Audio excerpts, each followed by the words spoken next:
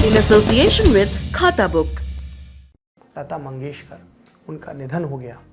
बीते दिन से ही आप लगातार उनके बारे में श्रद्धांजलि उनके गानों के ज़रिए, उनके किस्सों के ज़रिए सुन रहे होंगे।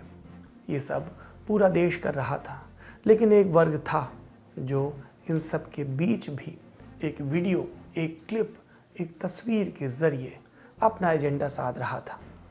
कल जब मुंबई के शिवाजी पार्क में अंतिम संस्कार हुआ तो उससे पहले श्रद्धांजलि देने के लिए देश भर से हस्तियां पहुंची।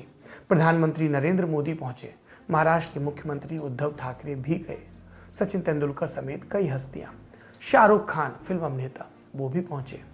आप वीडियो में देख सकते हैं, वो पार्थिव देह पर फूल चढ़ाने के लिए अपनी बारी का इंतजार कर रहे हैं। दाहिनी तरफ क्रिकेटर सचिन तेंदुलकर और उससे भी बगल में एनसीपी की सांसद सुप्रिया सुले। वीडियो में सुप्रिया सुले शाहरुख खान को इशारों से और कान में कुछ बताती भी दिख रही हैं। इसके बाद सहमति में शाहरुख सर हिलाते हैं। फिर सचिन तेंदुलकर अपनी पतली अंजलि के साथ श्रद्धांजलि देने के लिए आगे बढ़ते हैं। फिर शाहरुख का नंबर आता है। उनके साथ एक महिला भी है। इस महिला के बारे में कई जगह लिखा गया कि ये जो महिला है ये शाहरुख की पत्नी गौरी खान है। शायद मास्क की वजह से लोग कंफ्यूज हो गए। असल में ये गौरी नहीं, शाहरुख की मैनेजर पूजा डडलानी है। ये दोनों वेदी पर चढ़ते हैं जहाँ पार्थिव शरीर है। शाहरुख पुष्प अर्पित करते हैं। फिर वीडियो में जो दिखता है उसी पर विवाद शुरू हुआ। वीडियो में हमें दिख रहा है कि शाहरुख हाथ जोड़ने से पहले आपस में दुआ के लिए हाथ अंदाज में जोड़ते हैं। पूजा हाथ जोड़े खड़ी हैं। कई लोगों ने इस तस्वीर को बहुत सुंदर मैसेज के साथ पोस्ट किया कि यही है भारत की सभ्यता, जिसमें एक ही फ्रेम में एक व्यक्ति नमस्कार की मुद्रा में खड़ा है और एक व्यक्ति दुआ की मुद्रा में खड़ा है। 5 सेकंड बाद पूजा झुक जाती हैं, क्लोजअप फ्रेम से बाहर हो जाती हैं। शायद पार्थिव शरीर के चरण छूने के लिए झुकी होंगी। शाहरुख अब भी दुआ में है। दुआ खत्म होती है तो चेहरे से मास्क नीचे करते हैं और फिर फूंक मारने की मुद्रा में दिखते हैं।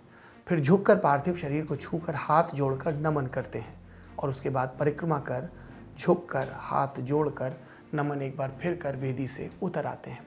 पूरा वीडियो 38 सेकंड का।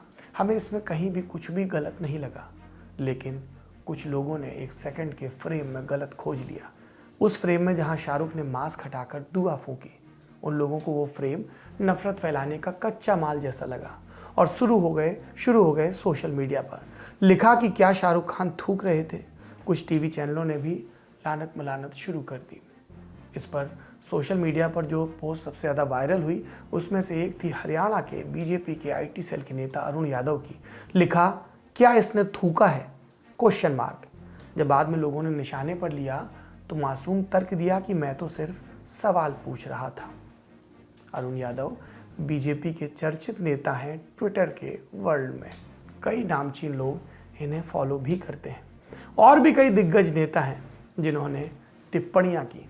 ज़्यादातर नेताओं ने अच्छी बातें लिखी, लता जी को याद किया, श्रद्धांजलि दी, देश के कल्चर की बात की, लेकिन कुछ लोगों ने उसमें अपने मतलब की व्याख्या खोजी। सबसे पहले हम आपको ये बता दें कि ये जो मास्क हटाकर फूंक मार के दुआ पढ़ना, जिसको फातिहा कहते हैं, जो मृत्यु के बाद किसी की मुक्ति के लिए दुआ होती है, उसका मतलब क्या होता है? ये सवाल हमने पूछा इस्लाम के जानकार से। ये इस्लामी तरीक़ा होता है कि जब कोई शख्स बीमार होता है या किसी के अंतिम संस्कार में हम शामिल होते हैं तो उसकी मग़फ़िरत के लिए, उसके इसाल सवाब के लिए इस्लामिक रीति रिवाज में दुआ पढ़ी जाती है। फिर उसको दम करके, यानी उसको फूंक कर उस सामने वाले शख्स पर या जो बीमार है उस पर फूंका जाता है ताकि उन आयतों का असर उस शख्स तक पहुंच जाए। लेकिन ज़ाहिर है कि जो लोग इस्लाम की तालीमात से नावाकिफ़ हैं और जिनका काम ही सिर्फ यही है कि इस्लाम और मुसलमानों के ख़िलाफ़ जहर अफशानी करें, उनके ख़िलाफ़ गलत बातें और प्रोपेगेंडा करें, वो लोग इस तरीक़े का वीडियो वायरल करके और उसकी गलत व्याख्या और गलत तशरीह कर रहे हैं। मेरा ये कहना है कि कम अज़ कम ऐसे मौक़े पर जब तमाम मुल्क के रहने वाले, चाहे वो हिंदू हो मुसलमान हों, एक अजीम शख्सियत को श्रद्धांजलि पेश कर रहे हों, ऐसे वक्त में अगर सियासत ना की जाए तो ये ज़्यादा बेहतर होगा। लेकिन कुछ लोगों का मकसद ही सिर्फ यही है कि ऐसे मौके पर भी सियासत करके अपने सियासी मकासद को हासिल किया जाए।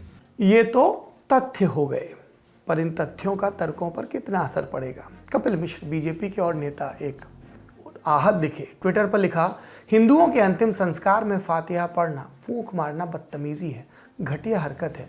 क्या मुसलमानों के अंतिम संस्कार में हिंदू जाकर गंगा जल छिड़कते हैं, महामृत्युंजय का जाप करते हैं क्या? ऐसी बातों का हमें कोई जवाब नहीं देना। ये आपके और हमारे बीच के लोग हैं, इस तरह की बातें कर रहे हैं, आपको तय करना है। ये देश कई नस्लों से मिलकर बना है, ये देश कई भाषाओं और संस्कृतियों से मिलकर बना है, ये देश सबको साथ लेकर आगे बढ़ा है। यही देश है ना जिसमें प्रधानमंत्री भाषण में कहते हैं सबका साथ, सबका विकास, सबका विश्वास। तो ये कैसा विश्वास है जो मृत्यु के समय, श्रद्धांजलि अर्पित करने के समय भी धार्मिक पहचान के आधार पर इस तरह की टिप्पणियां कर रहा है। पर क्या टिप्पणीबाज सिर्फ धुर दक्षिणपंथ से आते हैं? नहीं, ट्रोल्स की एक और जमात है जो धुर वामपंथ से आती है, अपने आप को प्रगतिशील साबित करती है, और वो लता मंगेशकर की मृत्यु पर उन्हें संघी और फासिस्ट साबित करने में लगी हुई थी। पहली चीज़ तो ये कि क्या किसी का संघी होना, क्या किसी का राष्ट्रीय स्वयंसेवक संघ का सदस्य होना, उसका मेंबर होना या उसकी विचारधारा को समर्थन देना संविधान की नज़र में, इस देश की नज़र में गुनाह है? नहीं है। कोई भी संघी हो सकता है, ये उनकी व्यक्तिगत चॉइस है। लेकिन क्या सिर्फ इसीलिए किसी को गालियों से नवाजा जा सकता है? एक अनवेरीफाइड ट्विटर हैंडल से लिखा गया, सावरकर की प्रशंसक की मौत पर दुखी होने की ज़रूरत नहीं, ये एक विरोधाभास है। भारत के गैर दक्षिणपंथी कहते हैं सावरकर और गोडसे पर मीम बनाना नैतिक है, लेकिन उनकी फैनगर्ल के लिए ऐसा करना नैतिक है। ऐसे और भी ट्वीट हैं। फ़र्क इतना है कि इस तरफ पार्टी के नेता नहीं थे, पर कूड़ा इस खेमे में भी कम नहीं था। कितना हिसाब किया जाए धुर दक्षिणपंथ और धुन वामपंथ का? कोई हिसाब नहीं है। स्वर है, लता जी का स्वर है, वो स्वर है जिसने हमें बचपन में भारतीय संस्कृति से परिचित कराया। वो स्वर है जो कई स्वरों के समुच्चय में सबसे आखिर में आता है। वो स्वर है जो मिले सुर मेरा तुम्हारा को मुकम्मल करता है। वो स्वर है जो कहता है मिले स्वर मेरा तुम्हारा तो स्वर बने हमारा। सुर की नदियाँ हर दिशा से बहके सागर में